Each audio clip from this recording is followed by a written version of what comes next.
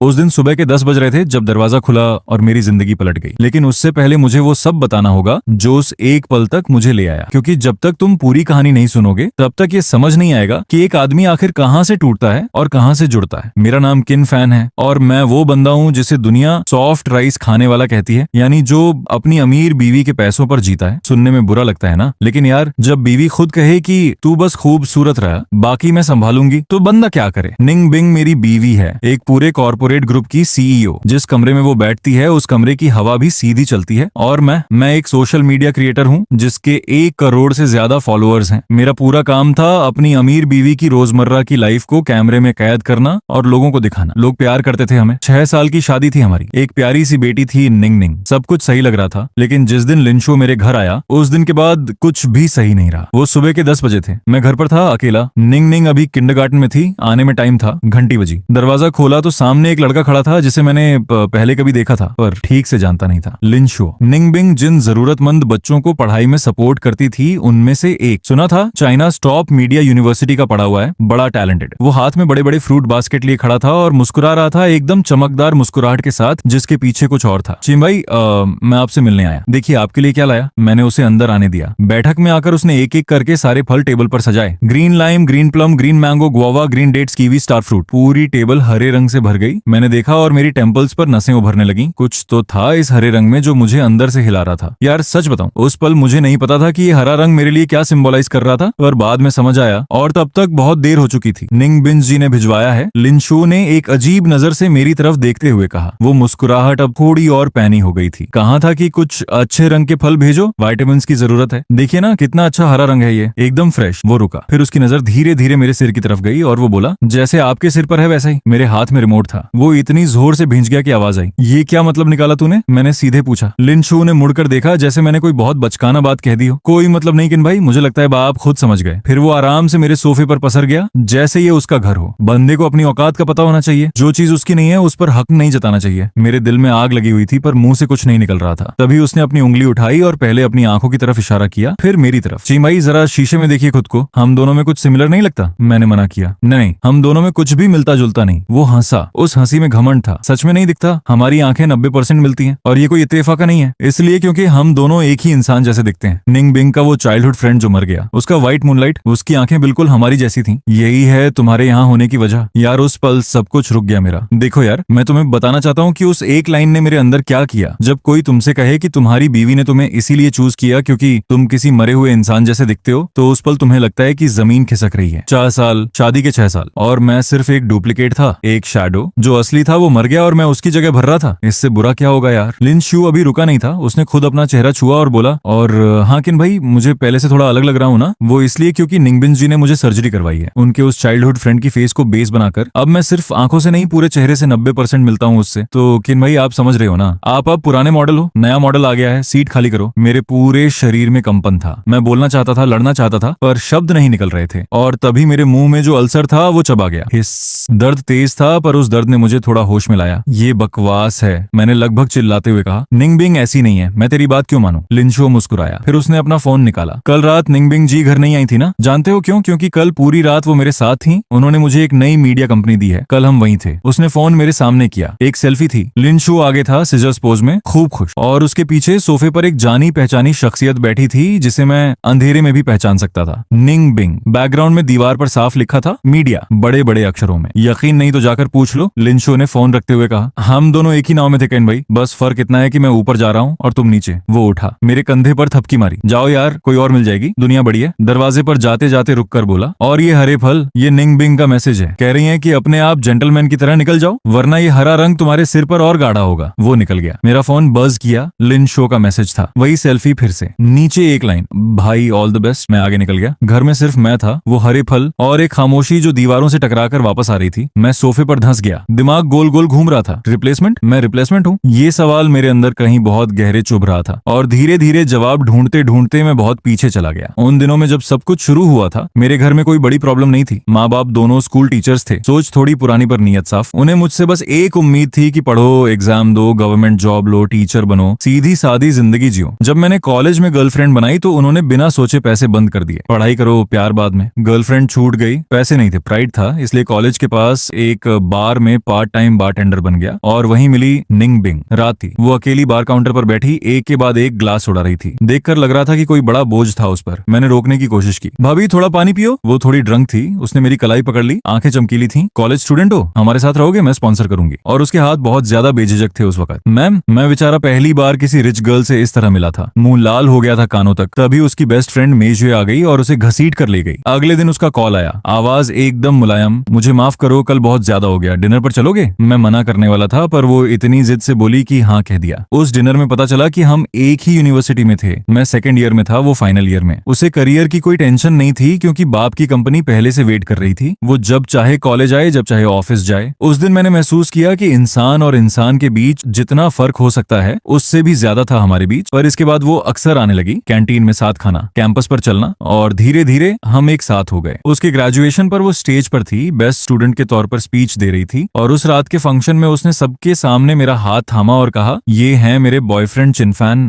बहुत हैंडसम है और मेरा बहुत ख्याल रखते हैं। वो मुझे तारीफें किए जा रही थी और मुझे समझ नहीं आ रहा था हाथ कहाँ रखूं। बाद में मेरा ग्रेजुएशन भी हुआ। उसने एक झटके में मुझे अपनी कंपनी में इंटर्नशिप दे दी। मेरे साथ काम करो, मेरे माँ बाप से मिली, उनके माँ बाप से मिलाया। सब कुछ इतना स्मूथ था कि लगता था कहीं कुछ कैच जरूर होगी। शादी हो गई। एक साल बाद निंग निंग आई। एक बार साउथ सिटी ट्रिप पर गए थे हम। एक पुराने टेम्पल में वो मेरा हाथ खींचते हुए ले गई। चलो विश करते हैं। विश करने के बाद उसने मेरी तरफ देखकर सीरियस होकर पूछा, चिनफैन, हम हमेशा साथ रहेंगे ना? हमारे बच्चे होंगे? मैंने उसकी नाक पर हल्के से फ्लिक किया। हाँ यार, बच्चा होगा पर पैसे नहीं है तो तू ही पालना। वो हंसकर सीधी हो गई, सीना ठोकते हुए बोली, कोई बात नहीं, मैं पालूंगी, तू बस सुंदर रहे। मैंने तब मजाक में कहा था, तो मैं तो सॉफ्ट राइस खाने वाला हो गया। अगर कभी तूने मुझसे या निंग निंग से गलत किया तो मैं बच्चे को लेकर भाग जाऊंगा। उसने हंसकर उड़ा दिया था। आज वो याद मुझे सुला नहीं रही थी। जितनी मीठी थी याद उतनी ही तीखी लग रही थी अभी। मैंने फोन उठाया, लिन शो की वो फोटो देखता रहा। निंग बिंग के पीछे बैठे होने की वो धुंधली सी इमेज, दिल डूब रहा था। पर एक आदमी सिर्फ एक तरफ की बात सुनकर तय नहीं करता, मुझे खुद वेरीफाई करना था। सीधे निंग बिंग को कॉल नहीं कर सकता था, डर था कि झूठ सुनना पड़ेगा। तो मैंने कॉन्टैक्ट लिस्ट खोली और एक नाम पर उंगली रोकी, मेई श्यू, निंग बिंग की बचपन की दोस्त। अगर कोई सच जानता था तो वो। कॉल किया। हाँ किनफैन, क्या बात है, तू कैसे याद आया अचानक? मेजुए की आवाज उसी बेपरवाह स्टाइल में थी। कुछ नहीं यार, बस पूछ रहा था, तूने खाना खाया? क्या चल रहा है? खाना खाया? मैं तो हमेशा की तरह खाली हूँ, पर तू बता, आज वीडियो नहीं डाली? ऑडियंस वेट कर रही होगी। मैं हंसा झूठा सा, फिर बात को धीरे धीरे वहां ले गया जहां जाना था। मेशू, एक बात पूछूं, सच बताना, निंग बिंग का कोई चाइल्डहुड फ्रेंड था ना जो बाद में मर गया? फोन पर एक छोटी सी चुप्पी आई, फिर मेशू की हंसी। तुझे कहां से पता चला ये? मुझे लगा तुझे पता ही है। वो हंसती रही। हाँ था, ये बात तो पुरानी है। मेरा दिल धम से नीचे गिरा। मेशू आगे बोलती रही, निंग बिंग फाइनल ईयर में थी, तब उस लड़की से प्रपोज करने वाली थी, तुमसे मिलने से थोड़ा पहले। बूम, मेरे दिमाग में कुछ फट गया। लिंशो की बातें, मेजुए की बातें, दोनों मिलकर एक ही तस्वीर बना रहे थे। मेरी सारी उम्मीद उसी पल टूट गई। ठीक है मेजुए, थैंक्स, तू मेरी दोस्त है, हमेशा रहेगी। मैंने जल्दी से कहा और कॉल काट दिया। काटते वक्त लगा जैसे उसने कुछ बुदबुदाया। अजीब है। हाँ, मैं अजीब था। बीवी के चाइल्डहुड के राज जानने के लिए उसकी दोस्त को कॉल करना पड़ रहा था। पति हूँ मैं, आखिरी वाला जिसे पता चला। मैं फिर भी माने नहीं बैठा था, मुझे अभी और चाहिए था। मैंने निंग बिंग को कॉल किया। हाँ क्या है, मीटिंग में हूँ, जल्दी बोलो। मैंने आवाज नॉर्मल रखी। आज घर पर कुछ फल आए, ग्रीन लाइम, ग्रीन मैंगो वगैरह। तूने भिजवाए थे? हाँ भेजे थे। प्रॉब्लम क्या है? मेरा दिल भारी था। क्यों भेजे? क्योंकि तेरे मुंह में अल्सर है, ये विटामिन सी के लिए अच्छे हैं, खा ले। उसे याद था मेरा अल्सर, पर इस ख्याल में भी अब जहर घुल गया था। वो मेरा ख्याल कर रही थी या उस चेहरे का जो मेरे जैसा था? मैंने हिम्मत जुटाई। निंग बिंग, तेरा एक चाइल्डहुड फ्रेंड था ना जो मर गया, तू उसे लाइक करती थी? लॉन्ग पॉज, बहुत लंबा पॉज, फिर उसकी आवाज आई, ठंडी और पक्की, नहीं मुझे उससे कोई लगाव नहीं था। वो मर गया तो मर गया, मुझे खुशी हुई कि मर गया। चिनफैन, मैं सिर्फ तुझसे प्यार करती हूँ। उसने साफ डिनाई किया, तेज आवाज में। मुझे खुशी हुई कि मर गया, ये सुनकर मेरा बदन ठंडा पड़ गया। ये सफाई नहीं थी, ये बचाव था। अगर सच में कुछ नहीं था तो इतने जोर से डिनाई क्यों? मेजुए ने खुद कहा था। और निंग बिंग झूठ बोल रही थी, मैं सुन नहीं सका। ठीक है, मैं जानता हूँ। बस इतना कहा और कॉल काट दिया। दोपहर निकल गई, खाना नहीं खाया, सिर्फ लिन शू की वो सेल्फी थी दिमाग में। फिर याद आया, निंग निंग को लेने जाना है। गाड़ी में बैठा तो एक ही चीज साफ थी, चाहे जो हो, निंग निंग मेरी है, उसे मैंने पाला है, वो मेरी जिम्मेदारी है, मेरी इकलौती रेड लाइन। किंडरगार्टन से उसे पिकअप किया। वो गाड़ी में बैठते ही बोलने लगी, आज क्लासरूम में क्या हुआ? टीचर ने क्या कहा, एक बच्चे ने उसकी क्रेयॉन चुरा ली। मैं सुन रहा था और मेरा दिल एक साथ भारी और हल्का हो रहा था। रेड लाइट पर रुका तो मैंने हल्के से पूछा, निंग निंग, बाबा एक सवाल पूछे? हाँ बाबा। अगर बाबा और मामा में से एक को चूज करना पड़े, तुम किसके साथ जाओगी? उसने बिना एक पल रुके कहा, बाबा के साथ। बाबा वर्ल्ड के बेस्ट बाबा हैं। मेरा गला भर आया। पर निंग निंग बाबा के साथ रहे तो शायद इतना बड़ा घर नहीं होगा, इतना अच्छा स्कूल नहीं होगा, खाना भी उतना अच्छा नहीं होगा। वो थोड़ी देर चुप रही, छोटी सी माथे पर लकीर आई, फिर वो मेरे पास झुकी और मेरे गाल पर एक जोरदार किस किया। बाबा के साथ रहूंगी तो सब कुछ अच्छा लगेगा, बस इतना काफी था। घर आकर मैंने किचन में घुसकर वो सब बनाया जो निंग निंग को पसंद था, sweet and Sawar ribs, Cola chicken wings और फ्रीज। रात को उसे वो स्ट्रॉबेरी आइसक्रीम भी दी जो निंग बिंग हमेशा रोकती थी। आज जितना खाना है खाओ, बाबा ने अलाउ किया। वो तो उसके मुंह पर क्रीम लग गई। उसकी वो खुशी देखकर मेरे अंदर जो थोड़ी बहुत झिझक बची थी वो भी गई। अगले 3 दिन निंगबिंग घर नहीं आई, एक कॉल नहीं, एक मैसेज नहीं। और लिंशु वो रोज रात को नई फोटोज भेजता रहा उसी नई कंपनी में निंगबिंग के साथ। कोई फिजिकल क्लोजनेस नहीं थी फोटोज में, पर उसका पॉइंट यही था, मैं यहाँ हूँ, तुम नहीं हो। हर फोटो के नीचे वो कुछ न कुछ लिखता, निंगबिंग जी हमारी कंपनी के लिए दिन रात लगी हुई है, चिन भाई आप निश्चिंत रहें, मैं उनका ख्याल रखूंगा। यार ये पढ़ते वक्त जो जलन होती है ना वो वर्ड्स में नहीं आती। जब कोई तुम्हारे घर में घुसता है और तुम्हें ही बाहर का रास्ता दिखाता है तो दिल में क्या होता है वो सिर्फ वही जानता है जिसने सफर किया हो। चौथी रात को निंगबिंग सो गई, मैं सीलिंग देखता रहा। बस मैंने अपने आप से कहा, मैंने निंगबिंग को वो सेल्फी भेजी जो लिंशु ने पहले दिन भेजी थी। तू उसके साथ नई कंपनी में थी? ऑलमोस्ट तुरंत रिप्लाई आया, हाँ वो नॉर्मल काम था, रिलैक्स करो कोई प्रॉब्लम नहीं। मैंने लिखा, तूने उसे पूरी कंपनी दे दी? इस बार देर लगी, कई मिनट। फिर आया, तुझे कैसे पता? बस यही था। वो ये नहीं पूछ रही थी कि मैं लिंशु के साथ क्यों थी, वो पूछ रही थी कंपनी वाली बात तुझे कैसे पता चली। यानी उसके लिए रात भर किसी मर्द के साथ काम करना ऐसी बात नहीं थी जो छुपानी पड़े, पर कंपनी देना वो उसने मुझसे छुपाया था। मेरे अंदर जो आखिरी चिंगारी थी वो बुझ गई। मैंने लिखा, कोई बात नहीं, सो जा। फोन बंद किया, सीलिंग ताकता रहा पूरी रात। सुबह पहली रोशनी जब खिड़की की दरारों से आई तो मैं उठ बैठा। बस अब नहीं, मैं निंग के कमरे में गया। वो सो रही थी, गोल मटोल गालों वाली, छोटे होंठ थोड़े से बाहर। मैंने उसके कान के पास झुककर फूंक मारी, निंग उठो, बाबा अभी अंधेरा है। सुनो, एक ऐसी जगह चलोगी जहाँ स्कूल नहीं है, रोज घुड़सवारी होगी और जितना आइसक्रीम खाना वो खा सकते हो। कूल नहीं? वो एकदम उठकर बैठ गई। बिल्कुल नहीं। सच में? 100%। उसकी आंखें चमक गईं। हम दोनों सीक्रेट मिशन पर निकले। दोनों बड़े बड़े सूटकेसेस भरे, निंग के कपड़े, खिलौने, मेरे कपड़े, कैमरा, ट्राइपॉड, सारा गियर। निकलते वक्त मैंने ड्रॉर से एक नोटपैड निकाला, लिखा, बस 4 शब्द जा रहे हैं, मत ढूंढना। वो नोटपैड मैंने उसी हरे फलों वाली टेबल पर पटक दिया। मुझे उस वक्त लगा कि ये 4 शब्द बड़े बैड आस थे। अपने वॉलेट से वो सिम कार्ड निकाली जो 6 साल से यूज कर रहा था, उसे 2 टुकड़ों में तोड़ा। अलविदा निंगबिंग। एयरपोर्ट तक निंग ने पूछा, साउथ सिटी में एलिफेंट होते हैं? हाँ। पीकॉक? वो भी? तो क्या हम उन्हें घर ले जा सकते हैं? मैंने हंसते हुए उसका सिर थपथपाया। नहीं बाबा, उनका अपना घर है, जैसे अब हमें अपना नया घर ढूंढना है। फ्लाइट बिजनेस क्लास थी, आखिरी बार निंगबिंग के पैसे, उसके बाद नहीं। 2 घंटे बाद कुनमिंग एयरपोर्ट। हवा में मिट्टी और घास की खुशबू थी, ऐसी हवा जो लंग्स को साफ करे। मैंने पहले से एक विलेज होम स्टे बुक की थी। ऑनर एक मिडिल एज्ड कपल थे, बड़े सिंपल। निंग को देखकर वो खुश हो गए। उसके लिए ताजे फल काटे, सामान उठाया। निंग ने घर का एक बड़ा पीला कुत्ता देखा और उसके पीछे दौड़ना शुरू किया। उसकी हंसी इतनी साफ थी जैसे घंटी बजती हो। मैं खड़ा था आंगन में, पहाड़ दिख रहे थे दूर, नीला आसमान, और पहली बार हफ्तों में मेरे सीने का बोझ थोड़ा हल्का हुआ। निंग ने मेरा हाथ पकड़ा, ऊपर देखकर बोली, बाबा यहाँ बहुत अच्छा है। मैं उसके पास बैठ गया, उसे गले लगाया। हाँ, यही हमारा नया घर है। साउथ सिटी की जिंदगी एक ऐसा सपना थी जिससे जागना नहीं चाहता था। घुड़सवारी। निंग मेरे आगे बैठती और घोड़ा चलता तो वो इतनी जोर से हंसती कि मेरे कानों में गूंजती उसकी आवाज। भेड़ों को घास खिलाना, गाय की पूंछ पकड़ने की कोशिश, वो सब जो एक बच्चे को जिंदगी का असली स्वाद देता है। मेरे कंटेंट क्रिएटर का दिल मचल रहा था। मैंने कैमरा उठाया, लेकिन इस बार का कंटेंट अलग था। पहले मेरे वीडियोस में निंगबिंग और उसकी लग्जरी लाइफ थी, उसका ऑफिस, उसकी कार्स, उसके gifts, rich wife, daily vlog. अब कैमरा में था निंग की हंसी, बॉनफायर जलाना, धुएं से आंखें जलना, जंगल में उसका भागना। मैं एक बाप, एक फ्री इंसान। मैंने एक वीडियो एडिट किया, शुरू में निंग का चेहरा, अंत में हम दोनों घास पर बैठे सनसेट देख रहे थे। बैकग्राउंड में एक अकोस्टिक सॉन्ग, टाइटल रखा, पुराना छोड़ा नई जिंदगी शुरू होती है। उसी शाम कैंप फायर पर बारबेक्यू था। मैंने एक बियर खोला, निंग के लिए मिल्क। निंग कल बाबा का बर्थडे है, कोई गिफ्ट नहीं दोगी? वो चिकन विंग चबाते हुए रुकी, सोचा, फिर झुककर मेरे गाल पर एक तेल से भरा किस किया। ये गिफ्ट है? मैंने नाटकीय अंदाज में मुंह बनाया, तेल लगा दिया मुंह पर। ये गिफ्ट मुझे नहीं चाहिए, तो कोई और नहीं है। मैं हंस पड़ा और उसे जोर से गले लगा लिया। निंग के सबसे महंगे गिफ्ट से ज्यादा कीमती था ये। रात को वीडियो अपलोड किया और फोन एक तरफ रखकर निंग के साथ फायरफ्लाइज पकड़ने निकल गया। पर जो मुझे पता नहीं था वो ये कि वो वीडियो अपलोड होते ही एक बम की तरह फट गई। कमेंट्स में तूफान था, यार ये क्या चिनफैन ने सेपरेशन ले लिया? टाइटल में पुराना छोड़ा मतलब रिच वाइफ को छोड़ा। फाइनली ये खड़ा हो गया। पर यार वो लोकेशन कहाँ की है, बहुत सुंदर है। रोज का डॉग फूड बंद हो गया, अब क्या होगा? और इन्हीं कमेंट्स के बीच एक बंदी का नंबर था जो हजारों किलोमीटर दूर थी। निंग भी मेरी फैन थी। उसके फोन पर नोटिफिकेशन आई, उसने वीडियो खोला, उसकी नजर निंग की हंसी पर पड़ी, मेरे फेस पर, और उस फेस पर एक एक्सप्रेशन था जो उसने पहले कभी नहीं देखा था मुझ पर। रिलीफ, जैसे किसी ने जंजीर काटी हो। उसने वीडियो रोकी, झूम किया। वो एक डिटेक्टिव की तरह हर फ्रेम देखने लगी। बैकग्राउंड में बैम्बू की बाड़, एक अजीब पत्थर का स्ट्रक्चर। उसने लैपटॉप खोला, सर्च किया, south city, unique homestay, bamboo fence, stone grinder. कई पेजेस पलटे, फिर अचानक एक होमस्टे की प्रमोशनल इमेज में वही बैम्बू फेंस और वही स्टोन स्ट्रक्चर दिखा। उसने इमेज क्लिक किया, नीचे एड्रेस था। अगली सुबह मैं और निंग खूब सोए थे। साउथ सिटी की धूप खिड़की की दरारों से आई और मेरे चेहरे पर पड़ी। मैंने आंखें खोली, निंग मेरे ऊपर लदी पड़ी थी, गालें लाल, मुंह थोड़ा खुला। आज मेरा बर्थडे है, कोई महंगा गिफ्ट नहीं, कोई पार्टी नहीं, पर निंग है, यही काफी है। मैं थोड़ी देर और लेटा रहता, पर अचानक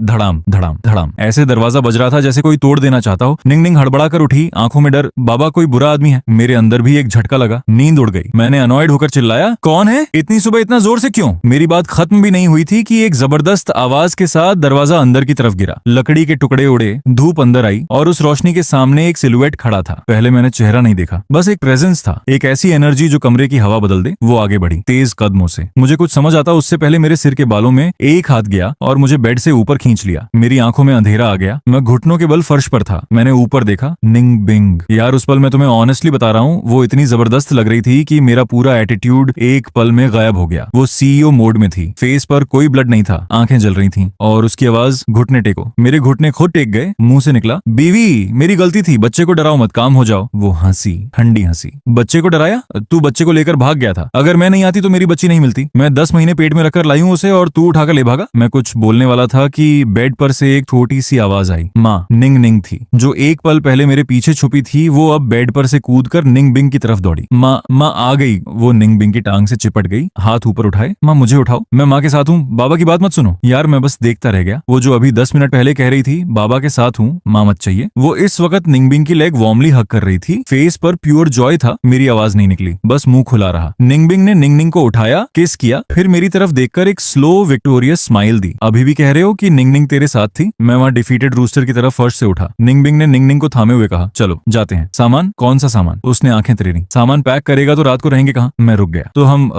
वापस नहीं जा रहे? उसने एक बार मुझे ऊपर से नीचे देखा। आज तेरा बर्थडे है, बर्थडे पर घर जाते हैं क्या? मेरा दिमाग रिबूट हो गया। सच में यार, मैं अपना बर्थडे भूल गया था इस सब में। उस दिन हम डियांची लेक गए, कुनमिंग सिटी घूमे, राइस नूडल्स खाए, स्ट्रीट फूड, लोकल स्वीट। निंग निंग पूरे दिन निंग बिंग से चिपकी रही, मेरी तरफ बीच बीच में मुंह बनाती। उसकी आंखों में साफ लिखा था, बाबा तुम कमजोर हो, मैं माँ के साथ हूँ। मैं उनके पीछे पीछे चलता रहा, एक कंफ्यूज्ड पपी की तरह। शाम को होम स्टे वापस आए। निंग निंग थकी हुई थी और सिर लगते ही सो गई। कमरे में सिर्फ मैं और निंग बिंग। उसने चेयर पर बैठकर मुझे देखा। वो पूरे दिन की स्ट्रेंथ अभी नहीं थी, अब वो थोड़ी थकी लग रही थी, पर आंखें वही थी। चिनफान तुम्हें बहुत तकलीफ हुई ना? मैंने मुंह बनाया, नहीं। वो हंसी थोड़ी सार्कास्टिक, नहीं हुई तो भागे क्यों? लिंशो ने बोला कि तुम रिप्लेस हो गए तो तुमने सच मान लिया। वो बोला कि तुम सब्स्टिट्यूट हो तो घर छोड़ दिया। इतने फूल हो तुम? मेरा चेहरा जल रहा था। वैसे मेजो ने मुझे बताया, वो आगे बोली, कि तुमने उसे कॉल किया और अजीब अजीब सवाल पूछे। तब मुझे समझ आया कि तुम जलन में थे। जलन नहीं थी, मैंने गर्दन अकड़ाई। वो नॉर्मल नहीं था। नॉर्मल था, पर चलो मैं बताती हूँ। वो रुकी। चिनफान तुम्हारे मुंह में अल्सर था, याद है? हाँ। वो हरे फल विटामिन सी तुम्हारे अल्सर के लिए थे। मैंने लिंशो को भेजने कहा था। बस यार उस पल मुझे ऐसा लगा जैसे किसी ने थप्पड़ मारा हो। वो उन फलों से मेरा अल्सर ठीक करना चाहती थी और मैंने उसमें से पूरी बेट्रायल की कहानी निकाल ली। तो वो हरा रंग, मैं बोला विटामिन सी। उसने सिंपली कहा। मेरा मुंह बंद हो गया और मैंने पूछा, आवाज छोटी हो गई थी। निंग बिंग ने थोड़ी देर ली, फिर बोली, तुमने पूछा था उस चाइल्डहुड फ्रेंड के बारे में? मेरा दिल फिर भारी हुआ। मैं तुम्हें सच बताती हूँ, फाइनल ईयर में था, उस लड़की से मैंने प्रपोज किया था। मेरे दिल ने एक धक्का खाया। उसने उसी दिन यस कहा और उसी रात अपनी कार में एक रैंडम लड़की को लेकर घूमने निकला। एक्सीडेंट हुआ, दोनों मर गए। मैं स्तब्ध था। तो जब मैंने कहा कि मुझे खुशी हुई कि वो मर गया, तो वो झूठ नहीं था। निंग बिंग की आवाज में ठंडक थी। मैंने अभी प्रपोज किया था